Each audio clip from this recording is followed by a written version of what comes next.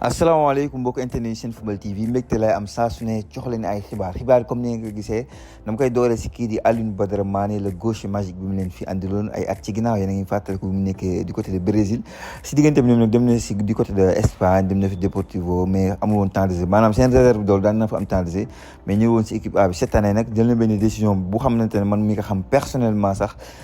jaaxaloon na ma mooy le fait que mu dem deuxième division du côté de donc Portugal mais quand même pour avoir du temps de jeu et équipe bi mën na ko yéegal ñoom nag ñoo door 4-1 et il est titulaire et il a fait un très bon match voilà en termes de statistiques c'est pas mal donc que ça soit ses dribbles réussis te dribble daf ko amoon yàgg na donc sa explosivité xam nga dans le dernier geste il est très bon moom mii di Alioune Badara Mané man jàppoon naa ne en 2026 Alioune Badara Mané day jouer équipe nationale du Sénégal à propos de qualité yi ma gis ci moom yàgg naa def découverte mais jour bu ma jaaxalee nii donc barewul donc il fait partie des top 5 des joueurs yi ma gën a jaaxal bi ma dalee def découverte ak léegi c'est-à-dire le talent bi nekk si moom je lui souhaite nag bonne chance donc du côté de deuxième division Portugal mu gën a def ay performance parce que performance rek moo mën a hisser ce niveau et donc du moment que il a la confiance de l'entraîneur et gis naa supporter yi bëgg nañ ko Bernardo Silva est très mauvais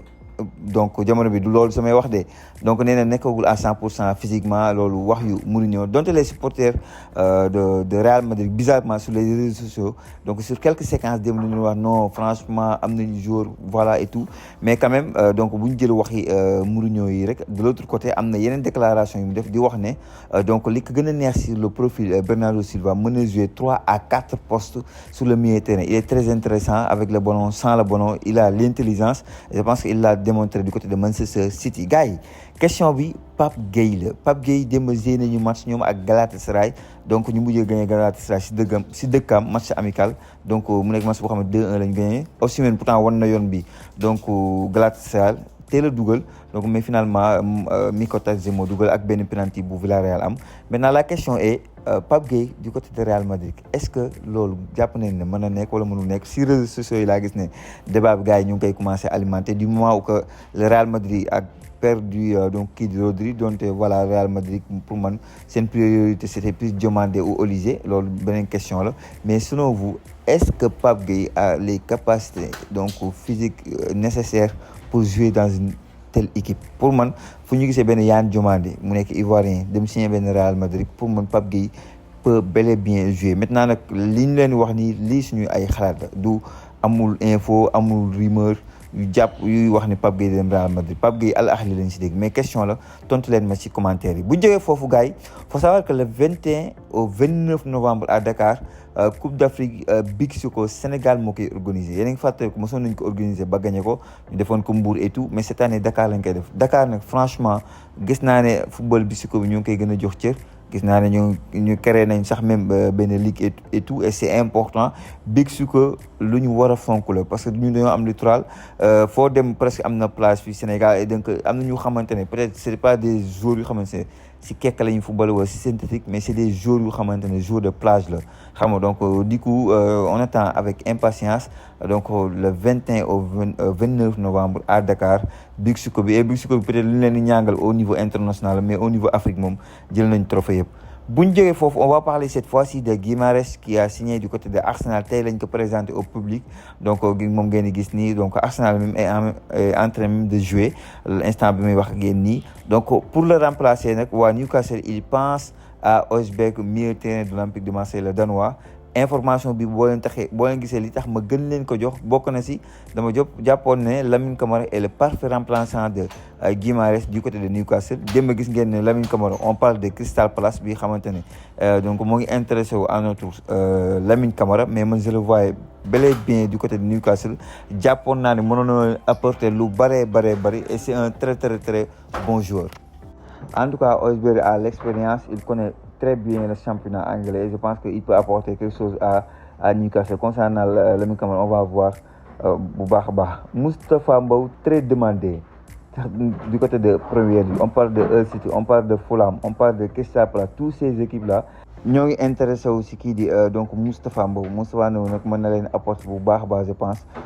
pour man benn équipe bu mel ni Fulham peut être très intéressant pour lui si évolution et même en termes de défenseur sax parce que nekk en Premier League tu vas progresser parce que du côté de l'équipe nationale du Sénégal il faut savoir qu'il y a énormément de jeunes yu xamante ne ñoo ngi commencé fël nànk donc un Moustapha Mbow dem du côté de Premier League intensité bi fa nekk visibilité bi fa nekk mën na ko apporter lu bëri bu fekkee dafa bëgg di ñëw saa su ne équipe nationale du Sénégal mais rek li ma mën a wax mooy bu ñu amee nouveau coach ne def ay performance yu mu def l'année dernière peut-être que coach bu bees bi dina am yeneen idée par rapport ak donc lii Pape Thiaw amoon daan woo Koulibaly Mamadou Sarr Abdoulaye Seck et tout donc on verra lu ko concerné. Pape Matar Sarr nag doomu Thiès bi jamono bi gis ngeen ne du côté de Tottenham il fait pas partie des plans de Deserbi jënd na 2 milieux de terrain aussi dernier match amicaux yi gis ngeen ne day teg Gallagher day teg Tonali donc du coup Pape Matar Sarr jamono bi kii ko bëgg mooy Aston Villa nag li tax mu bëgg ko daf ko bëgg remplacer ak Tielemans dem na du côté de Manchester United presque c'est les mêmes registres c'est des milieux de terrain assez donc polyvalent donc yoo xamante ne daal mën nañu jouer numéro 6 relayeur et tout même si Pape Matar Sarr n'est pas un numéro 6 mais quand même type que Tielemans des joueurs assez offensifs yoo xamante ay relayeur lañ et aussi il a l'expérience donc de la Première Ligue et pour man dem benn Aston Villa ça peut être très intéressant Aston Villa l'année dernière la jël Europa League et aussi il dispute la Ligue des Champions donc pour man mën na nekk un très très bon choix pour notre Pape Matar Sarr gars yi bu ñu jógee foofu on va parler cette fois-ci de Andy Diouf selon record am na ñu ma ko envoyé sama WhatsApp ñenn ñi xam ne dañuy wax bind suñu ñu envoyé ma ko ñu bëri ñu si laaj sama xalaat parce que waa record dañoo génn benn information comme quoi Andy Diouf ne jouera pas pour le Sénégal ñu basé aussi benn waay boo xamante ne moo ñëw wax waa ji ko wax nii sax man xam naa ko mais quand même gars yi benn waay du jóge fële wax xalaatam ne non kii du jouer Sénégal fële lay jouer ma koy gëm man jusqu'à preuve du contraire dama gëm ne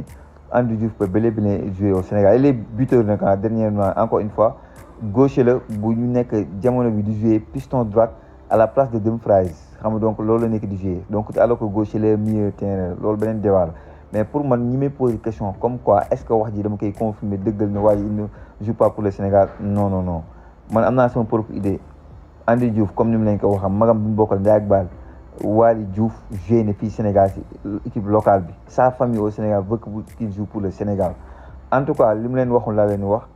Zidane def na ay déclaration chantier bi gën a mag selon lui c'est le milieu terrain France milieu terrain la ñu am mais amuñu problème attaquant amuñu problème défense du coup Andy Diouf c'est un joueur bu xamante ne daf leen di intéressé bu baax a baax mais man li ma gëm jusqu'à preuve du contraire pour man si on fait les bons démarches on peut bel et bien avoir kii di Andy Diouf gars bi ñu jógee foofu j'ai parlé de donc Mamadou Diakhone qui est très intéressant qui est encore décisif pas décisif et tout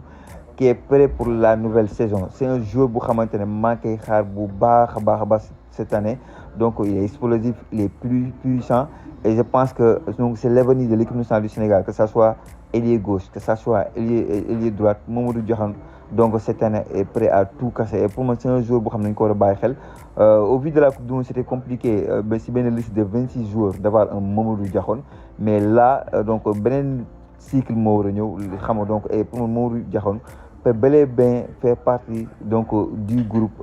pour le mois de septembre déjà au éliminatoire Coupe d'Afrique donc contre la Mozambique bëgg naa ko gis carrément si liste bi parce que il est prêt pour la nouvelle saison gars yi bu ñu jógee foofu on va parler donc de Pape Moussa Fall nag démb waa Metz dinañu jouer seen premier match Ligue 1 il a été titulaire il est buteur raté na penalty mais dugal na but à noter que Nampalys Mendy deuxième mi-temps la dugg Bouna Sarr était dafa blessé et tout Nampalys Mendy deuxième mi-temps la dugg Habib Diallo deuxième mi-temps la dugg donc voilà moom nag joué na dugal na but et waa Metz dofuñu parce que xam nañ ne boy bi actuellement il est très demandé donc sur le marché des transferts beaucoup d'équipes ñu ngi koy bàyyi xel bu baax a baax il a la taille il marque des buts il est jeune et tout et je pense que mën nañu si def sax benn plus-value donc valeur marchande je pense que cher na et tout et donc demain hier il a marqué et c'est très important gars yi on va terminer par Serigne Saliou Dia bi xamante ne moo ngi waajal benn liste U23 wax naa leen li ma gën a soxal on est en 2026 li ma gën a soxal ce n'est même pas l'équipe A c'est les U23 yu war a préparer donc Jeux olympiques Sénégal histoire am benn médaille la am médaille d'argent la donc Jeux olympiques U23 ak potentiel bi nga am joueurs yi nga am donc avec les U23 tu peux décrocher benn médaille et même pas avant même les médailles on a trop de talent yu xamante ne sur U23 mënum leen bëgg gis y a énormément de découvertes yu xamante ne def naa ko beaucoup de jeunes talents mënuñu ñëw di jouer équipe A donc war nañu mën nañu jouer U23 yi donc moom nee na mu ngi waajal ba ñu wax on parle de liste de 24 joueurs en tout cas c'est vrai qu'on doit faire confiance au football local bi mais ñi xamante ne ñoo ngi Europe ngalawaay nañ leen may seen sens il mérite de porter l'équipe nationale du Sénégal et aussi da nga leen prépare pour ëllëg